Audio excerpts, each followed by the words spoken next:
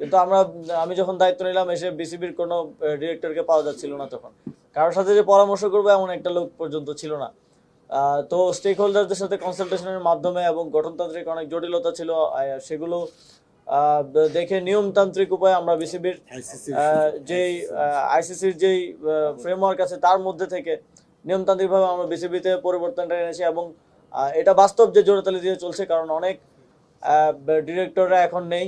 এবং কিভাবে নতুন ডিরেক্টর বা আমরা যেই বিসিবির গঠনতন্ত্র আছে তার ভিত্তিতে নতুন ডিরেক্টরদেরকে আমাদের নিতে হবে। এবং সেটা নেওয়ার ক্ষেত্রেও কিছু চ্যালেঞ্জ আছে, যেমন আমাদের ক্রীড়া সংস্থাগুলো এখনো পুনর্গঠন হয়নি, পুনর্গঠনের কার্যক্রম চলমান আছে, আপনারা জেনেছেন।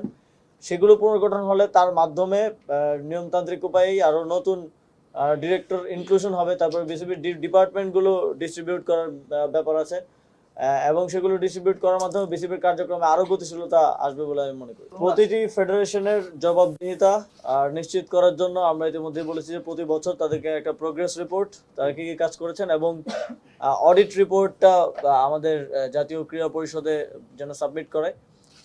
এবং নতুন নেতৃত্ব দায়িত্ব নেওয়ার পরে বিসিবি এবং বাফুফে উভয়কেই এক্সটার্নাল অডিট করার জন্য মন্ত্রণালয়ের পক্ষ থেকে আমরা নির্দেশনা দিয়েছি। বিসিবি ইতিমধ্যেই এক্সটার্নাল অডিট শুরু করেছে এবং বাফুফেও শুরু করবে, এবং সেখানে আর্থিক কেলেঙ্কারির যদি কোনো পাওয়া যায় তাহলে সেক্ষেত্রে আইনি ব্যবস্থা নেওয়ার জন্য আমাদের পক্ষ থেকে নির্দেশনা দেয়া আছে। এবং যেহেতু এই প্রতিষ্ঠানগুলো স্বায়ত্তশাসিত, আপনারা জানেন, মন্ত্রণালয় তার পরামর্শ এবং কিছু ক্ষেত্রে যদি আমরা আরেকটু এক্সপ্লাইট করতে পারি, আমরা একটু নির্দেশনা দেওয়ার চেষ্টা করি। তবে দিন শেষে সিদ্ধান্ত এবং যেই তার বাস্তবায়ন সেটা ওই ফেডারেশনই করে থাকে। এবং আপনারা এই প্রশ্নগুলো আমাদের পাশাপাশি তাদেরকে বেশি করলে, বিকজ ওনাদের রিলেটেড ইস্যুস, ওনাদেরকে আপনারা এই জবাবদিহিতাটার মধ্যে আনবেন, যেহেতু আপনারা স্পোর্টস সাংবাদিকতা করেন অনেকে।